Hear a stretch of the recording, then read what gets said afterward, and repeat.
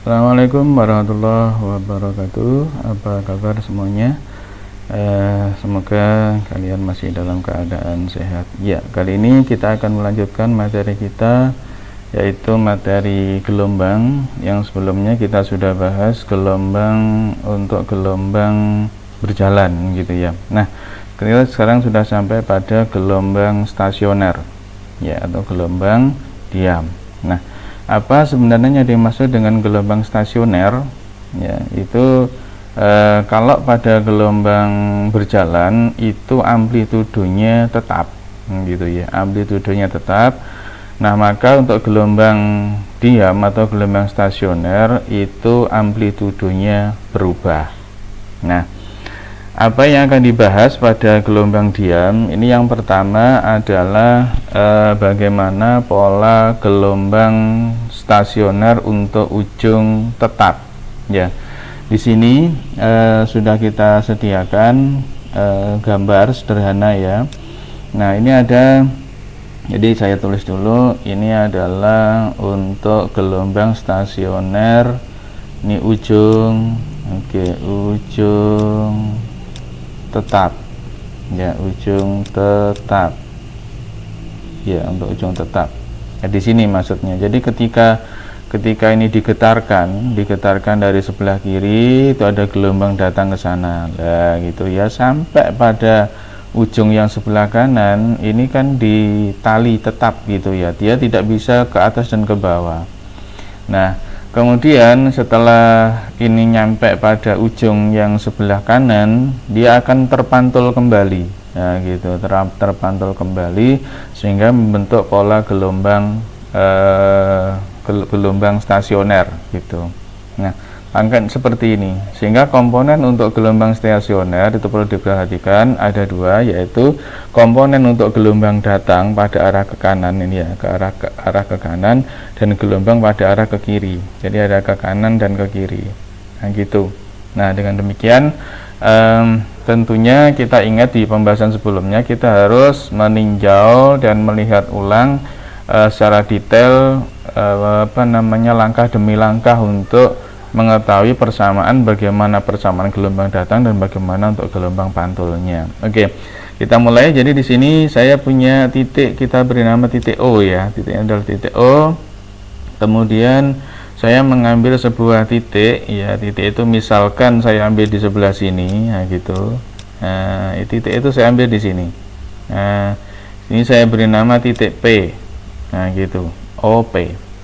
Nah, kemudian panjang tali yang digunakan pada saat ini digetarkan itu kita misalkan, nah di sini C, ini sampai ke sana, panjang talinya adalah L.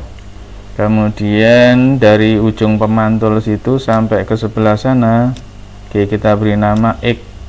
Nah, gitu. Kita beri nama X ini ya, ininya X ya, dari ujung pemantul itu. Nah, kita tinjau titik O ya, di mana titik O itu sudah bergetar lebih dahulu dibandingkan titik P ini ya, gitu ya. Ini kita lihat dulu untuk gelombang datang. Jadi bagaimana tinjauan untuk gelombang datang. Oke, gelombang datang. Nah, untuk gelombang datang ya, kita lihat dulu bahwa O, sekali lagi O itu sudah bergetar terlebih dahulu gitu dibandingkan titik P yang ini gitu ya, sehingga TP ya, waktu yang dibutuhkan untuk bergetar sampai di titik P ini saya beri nama TP ya, gitu. TP itu akan sama dengan TO ya, gitu, kita kurangi TOP ya, TOP nah, gitu, TOP. Nah, sementara TOP, nah, TOP-nya kita punya TOP ini, OP ketika datang itu ke arah kanan. TOP, nah itu TOP itu sama dengan ya OP, jarak OP dibagi dengan V. Nah, OP-nya itu apa? OP itu kan L, kita kurangi X kan gitu. Nah, dikurangi X dibagi dengan V. Ini L dikurangi X. Ini X-nya segini ya, ini X. Nah, kan posisi di sini ketika dia datang gitu. Nah, Nah, maka kita coba substitusi yang ada di sebelah sini. Oke, saya ganti warna lagi ya. Oke.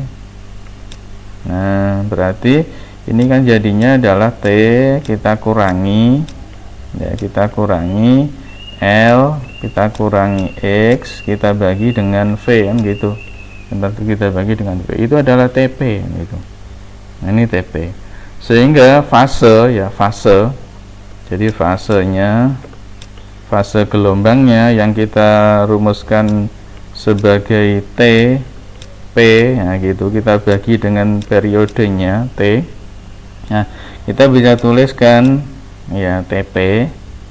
Ini TP ya, berarti ini kan TP. Ini kita masukkan lagi ke sana, T, kita kurangi L minus E, kita bagi dengan V, nah kita nah gitu, ada periodenya gitu. Nah, sehingga oke, saya pindah ke situ ya.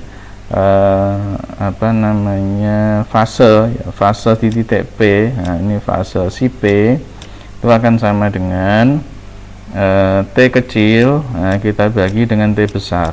Ini kita bagi itu. Nah, kita kurangi L, oke, kita kurangi X, kita bagi T dikali dengan V. Nah, gitu. Nah, T kali V masih ingat ya, ini T kali V itu kan panjang gelombang ya, lambda. Berarti si P, ini fase di titik P itu kan sama dengan T kecil per T besar, kita kurangi L minus X kan gitu. L minus X dibagi dengan lambda. Nah, ini adalah fase ya, ini fase gelombang di titik P. Nah gitu. Nah, sehingga untuk persamaan gelombang datang, oke ya, persamaan gelombang datang.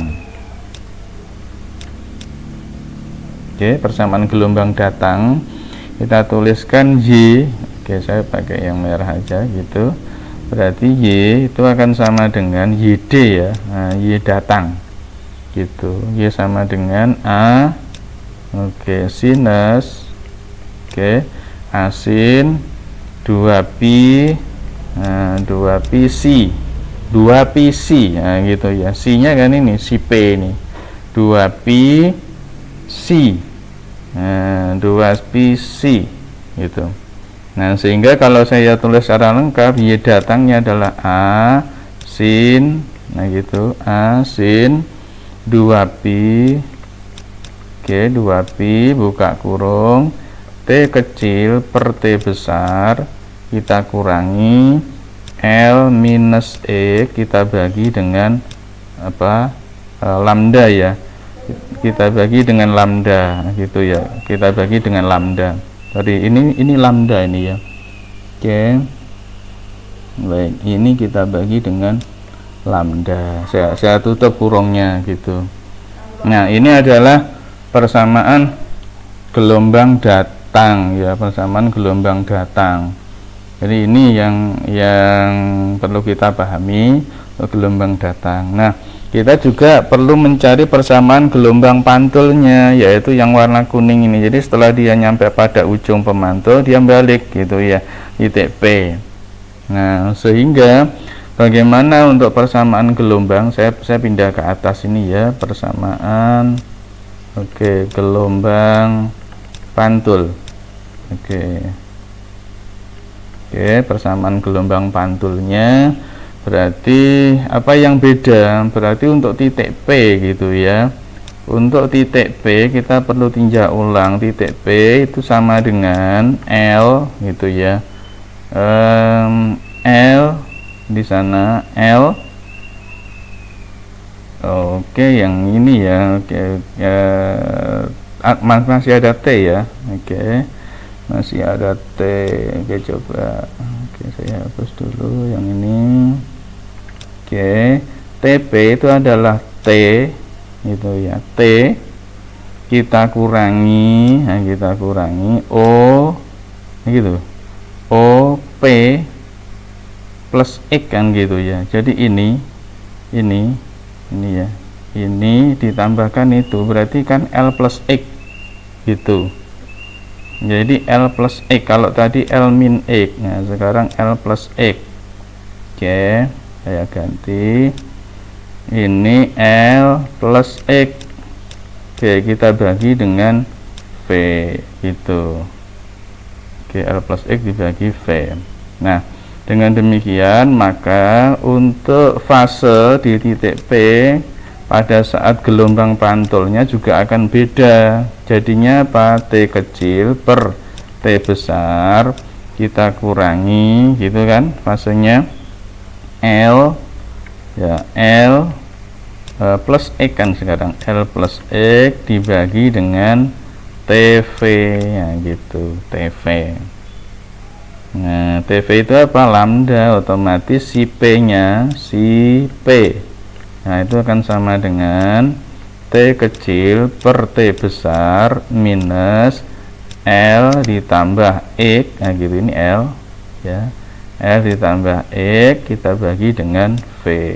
Nah gitu, itu adalah fase di titik P pada saat terjadinya gelombang pantul. Yang ini gelombang pantul. Nah gitu, sehingga kita bisa membuat persamaan gelombang untuk persamaan gelombang pantulnya gitu. Jadi untuk persamaan, oke, ada persamaan gelombang pantul. Oke, persamaan gelombang pantul. Nah, persamaan gelombang pantulnya jadi gimana? Jadinya adalah YP. Kalau tadi Y datang itu saya misalkan YD, ini Y pantul. Nah, itu sama dengan apa?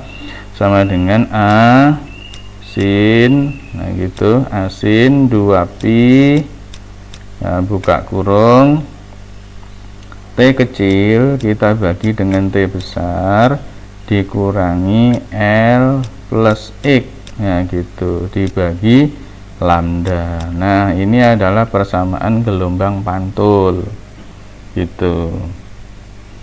Nah, jadi untuk dua buah persamaan, yakni persamaan gelombang datang dan persamaan gelombang pantul, untuk gelombang diam sudah selesai seperti ini. Nah, bagaimana persamaan gelombang paduan antara gelombang datang dan gelombang pantul, kita akan bahas pada tutorial berikutnya.